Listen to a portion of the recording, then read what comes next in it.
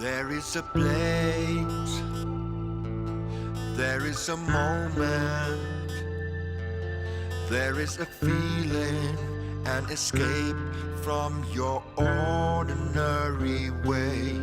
There is a place, there is a time, there is a reason to make today an extraordinary day. Look what you're missing, look what you're missing.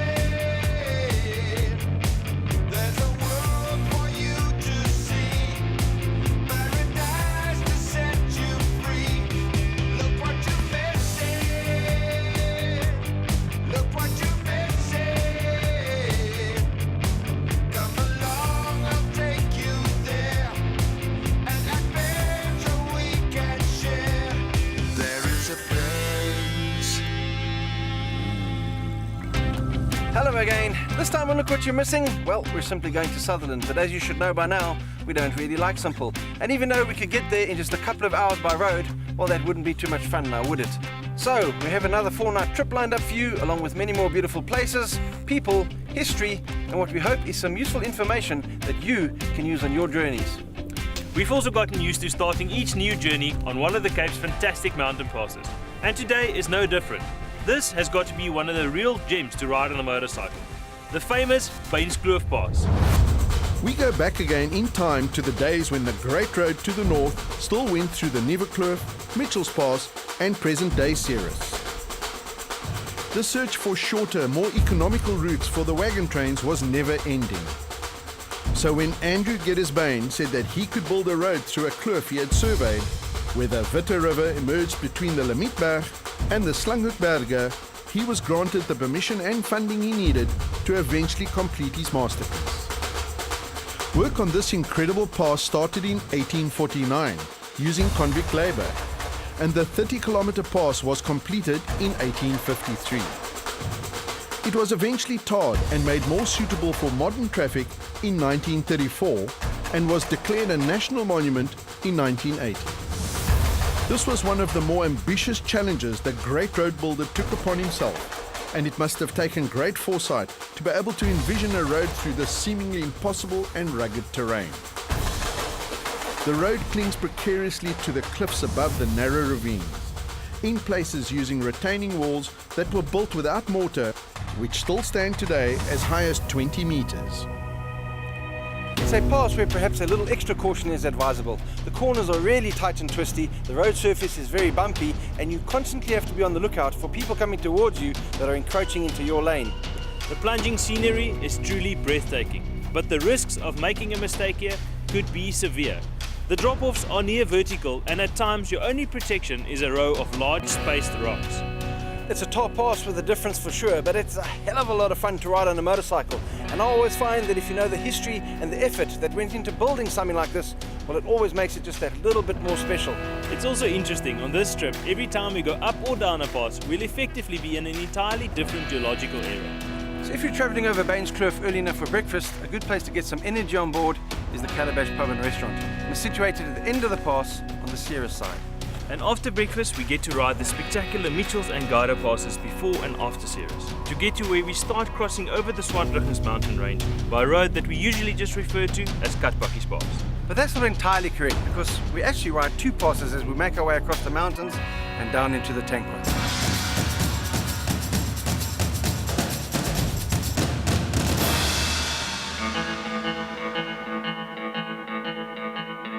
The decisively steep Katbakkies Pass on the west side of the Swartruggens mountain range is in fact one of two passes built on what was once an old sheep trekking route over the mountains, which joins the Kouwebokkerveld with the incredible vastness that is the Tankwa Karoo.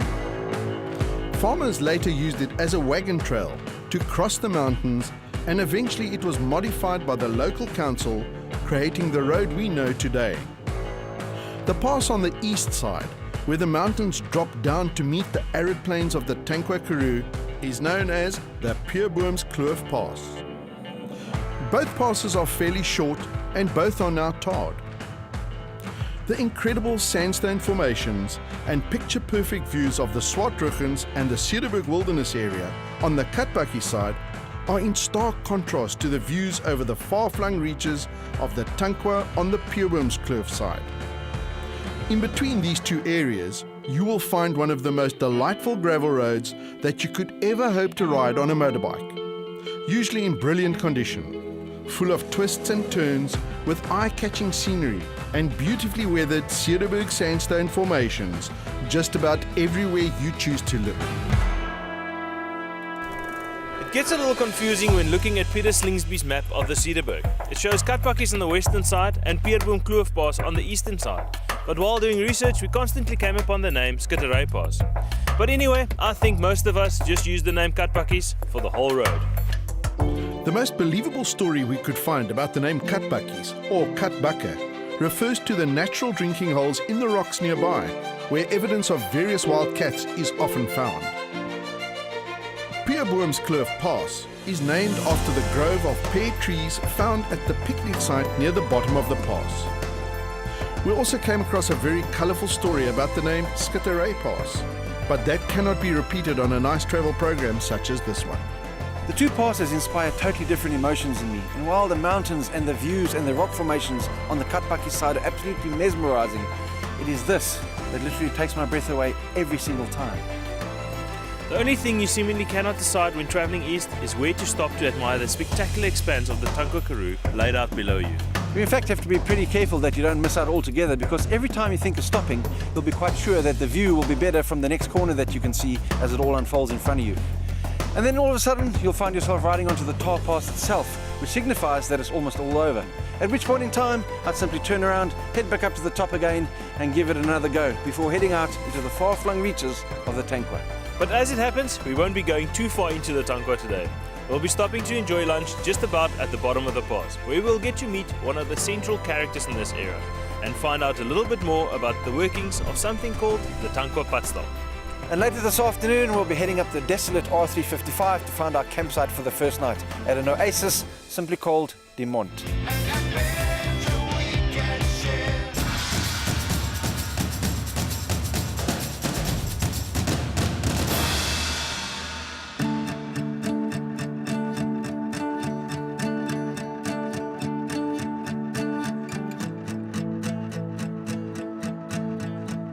Kyk, my broer het die idee gehad. Hy het 'n bal ingegooi vir sy skaaphond.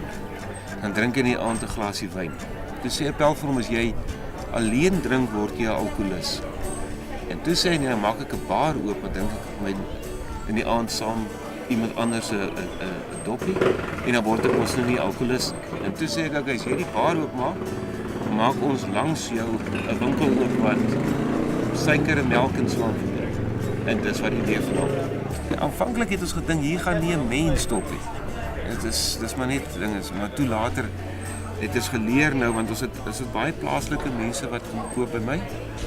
So jy moet skaapskerre, slypstene, ons het medisyne, ons gaan haal medisyne in die dorp. Ons het vioolsnare vir September maand se bazaar. So alles moet maar hier, jy kry dit maar in. Jy praat nou van 'n gemeenskapsdag. Ons was al hier by ene, dis letterlik as ek kon nie glo hoeveel mense was hier. Die aanvanklike gedagte was om die kultuur van donkiekarre te bewaar. En om dit te bewaar moet jy die mense oplei om na die diere te kyk, dat hulle trots hê oor hulle waantjies, oor die karretjies self. So die eerste keer het ons 3 karretjies gehad, 3 donkiekarre. Dit is 'n veearts gekry, hulle het nou al die diere gekyk en so aan. En so 'n bietjie pryse uitgegee en dinge. Die tweede een het ons al gegroei. Ons het nou by 48 karretjies en ons kom agter die mense te trots. Soos dat die ouens nou het trots om op sy Prado, op sy Hilux bakkie te ry. Het hy nou trots om op sy donkiekar te ry. Die ding is mooi, sy diere is mooi versorg en hy voel hy word erken vir hy kultuur. Dis maklik. Nou om dit sommer saam te doen het ons sommer die bus gekry. Dan toets ons almal se oë, trek die tande. Laas jaar het ons 'n TB toets gedoen, dit was toegang by die hek gewees. Dat ons seker maak as die mense wat TB het nie, dan kry ons 'n bietjie reel dance, poppekaste, die Wild Dogs bring vir ons sweets en goeders vir die kinders. So nou praat ons as ons praat van die wild dogs en die bikers en jy het nou al 'n bietjie ekstra goed hier vir die bikers. Ek sien ons het nou 'n hele pile tyres daar agter, get me home tyres as jy probleme het hier buite. Ja. En ek verstaan jy het 'n werkswinkel tipe ding. Ons het wat ons doen, ons het 'n masjien. Is ook iemand wat dit net gebring het. Wat iemand ek kan nie almal onthou nie. Ek kan baie nie onthou wat my eie naam is nie. Wat 'n masjien wat jy die tyres kan afhaal mee. Al is ons toe.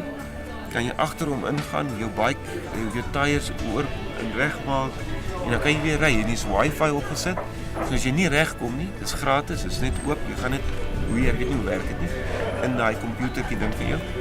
Dan kan jy mense kontak, kan kom haal hulle vir jou en alles is verniet. Ons biblioteekgedagte het begin by Wild Dogs mense.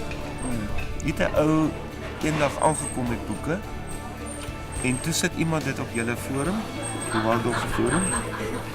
En van toe af het daar net elke ou kom hier aan, dan gee hy vir my een boek en dan kom hier nog 'n man, elke biker.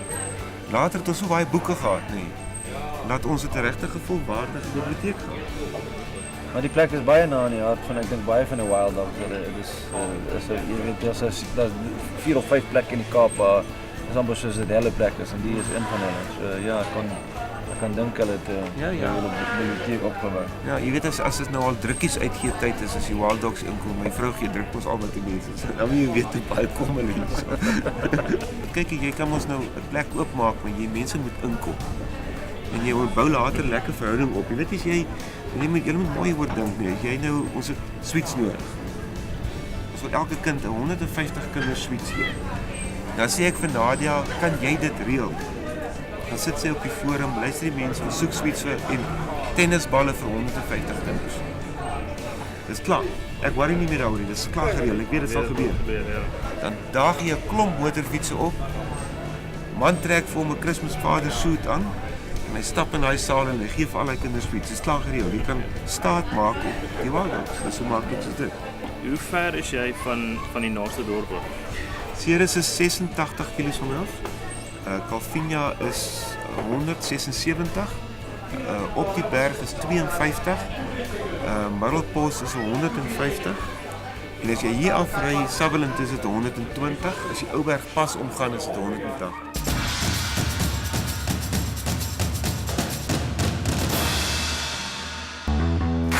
You might think that a road as straight as this and as open as this might be one of the safest roads that you could travel on. The fact is, I've heard about more accidents on this piece of road than almost anywhere else. Monotony quickly takes over on the R355. You get lulled by the endless plains and faraway mountains. But look sharp, amongst the almost all good gravel, there are patches of sand, stone and the odd rock. And there are long stretches of middle maniki just lying there waiting to test your skills. And just when you think you've never seen such a straight road in all your life, you'll suddenly find yourself having to negotiate an unexpected bend in the road. Now, there aren't many, there's only 2 or 3, but they are there, so please be careful. The Tankwa's R355 is unhurried and fairly lonely.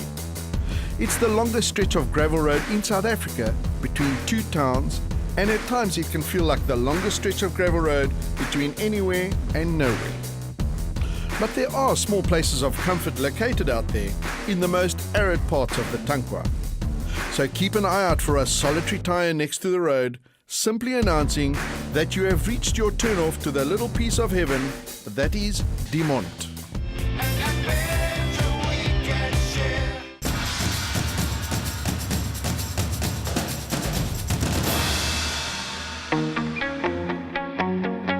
It may not actually be that little, but out here in the Tankwa, it's definitely little. If you were to fly around the Tankwa using Google Earth, you would have to zoom in to see Dimont. In fact, if you were in a real plane, you might have to fly really low to see Dimont. Because from afar, you will barely notice the little stretch of greenery besides the groot rivier against the ancient landscape. But rest assured, it is there.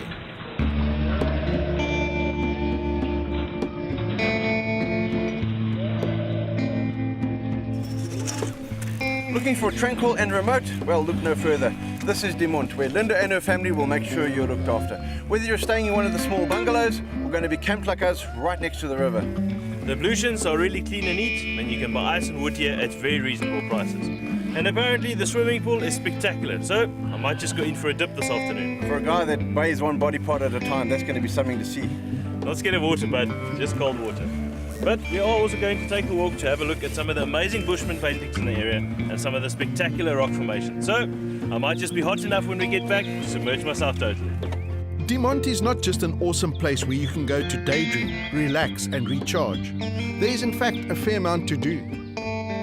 There is the obvious swimming and canoeing. There is fishing for mainly yellowfish and bass. And an easy walk of just under a kilometer will bring you to some rock art.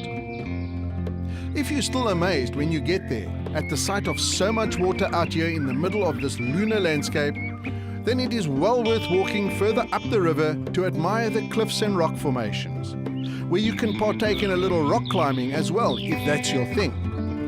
And on your walk, there are various places where you can just walk to the water's edge and fall in for a cool down. So while we're enjoying relaxing in the late afternoon, let's use this opportunity to have a look at what we carry in terms of leisure clothing and one or two items of luxury. We carry almost everything on these adventure bikes that you would traditionally find in a 4x4, except everything is minimized. We still carry tents and tools and spares and utensils, but everything is one of, and a lot of things have more than one use. These bikes even have things like power sockets, so you can use your GPS, charge your phone, etc. And the latest Bluetooth technology makes it possible to connect things like a GPS, radio, cell phone and iPods to a sound system built into a helmet, as we've demonstrated in previous episodes. The one noticeable difference between the two methods of travel is clothing. You just don't get to have a full suitcase of clothing with choices for daytime and nighttime, or in fact a set of kit for every day of your trip. So the clothes that you do pack have to be good enough and versatile enough to be used for multiple activities. So from the feet up, let's have a closer look. As I've said before, I always pack a good pair of walking tackies. Yes, they are a bit bulky, but the ability to walk across multiple terrains far outweighs the space they take up. And with that, I'll take 2 pairs of socks, one normal pair of socks and 1 pair of bike socks, just because they fit inside the tackies when packing. Underwear? Now I remember a famous motorcycle traveler talking about inside out and back to front, but that's actually not very nice. So if there's one thing you want to pack a few of, it's underwear. In terms of actual pants, 1 pair of the quick drying type should suffice, the kind where you can zip the legs off and they become shorts. Then I also normally take a pair of shorts to swim in. In fact, if I suspect there might be time for a dip, I wear them in place of underpants, so I don't have to get naked before I get wet. And then I pack 1 more pair of normal sleeping shorts, not those sexy silk ones like some people. The shirts are the same, usually 2 of, and also this quick drying material so that if you need to, you can give it a quick rinse at the end of the day and it's soon ready for use again. Also pack a lightweight warm top in case the evening gets chilly, but if you're pressed for space, you can use your motorcycle inner from the jacket, or in fact the motorcycle jacket itself. Also pack a very lightweight single layer rain jacket so I can move around in the rain if I really have to. This is also big enough to fit right over my motorcycle jacket, so it doubles up as rain riding gear as well. And don't forget a cap or bandana or something similar to protect you from the African sun. In winter time, you're going to want to add a thermal layer or thermal underwear, and that thin top's going to have to be a little bit thicker or in fact thermal. Thermal underwear actually makes for excellent sleeping gear when it's very cold outside. And when I know it's going to be really chilly, I always pack a down jacket. Now this is incredibly warm, and because it's made of just feathers and air, it compresses to almost nothing space-wise. So, what little luxuries do you take with you on every trip? What's in your tank bag right now, for example? Well, in no particular order, we have a power pack, I have a headlight, a multi-tool, lip ice, some sunblock, I have a lighter, I have a little knife so when you find that really perfect piece of biltong out here in the wilderness that you can heat it, a spare headlight globe, I have a bandana, and I have my cap I wear during the day and the cap that helps me sleep at night. Now what we've just showed you is what suits us, but it may not suit you, so you have to experiment to find out what works or in fact does not work for you. An old trick is to take a small sticker and put it on each item of clothing that you pack. If you wear it, take the sticker off. Whatever goes home with the small sticker on is probably not necessary.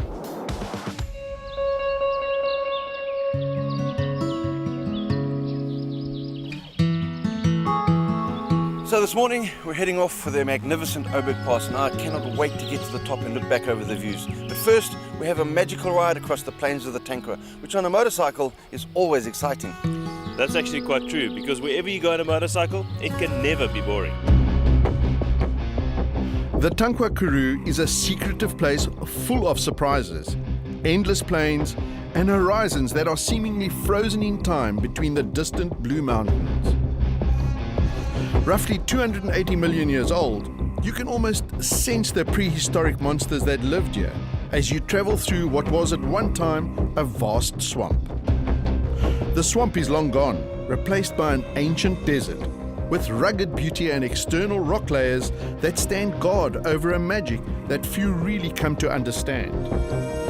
Those that truly understand this place are drawn back time and again to these enchanting plains where all you really need is time and patience.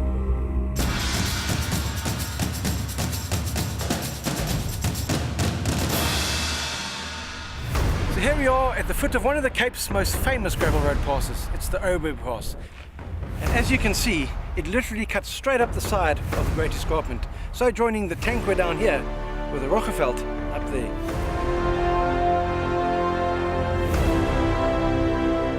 The dramatic curves of the Oberg Pass have been used for eons by trek movers. They would move all their belongings and their livestock up and down the Great Escarpment to be either in the cooler temperatures of the Upper Karoo Plateau during summer or the lower and warmer Tankwa Karoo during the winter. In those days, the wagons could take anything up to 4 days to negotiate the rough mountain pass. It was also part of the Great North Road, but with the exploration and opening of other routes, it eventually became largely forgotten and was rather neglected until the Sutherland community and the Fish River Farmers Union helped finance the building project of a new road in 1969. Today the pass is still used by the local farmers and is also held in awe by adventure travellers of all sorts. It is fairly steep in places and in winter can be very tricky when wet, as it climbs the 820 meters over its length of 10.5 kilometers. But don't be put off. Oberg Pass is one of the truly spectacular passes you could hope to find yourself on riding a motorcycle.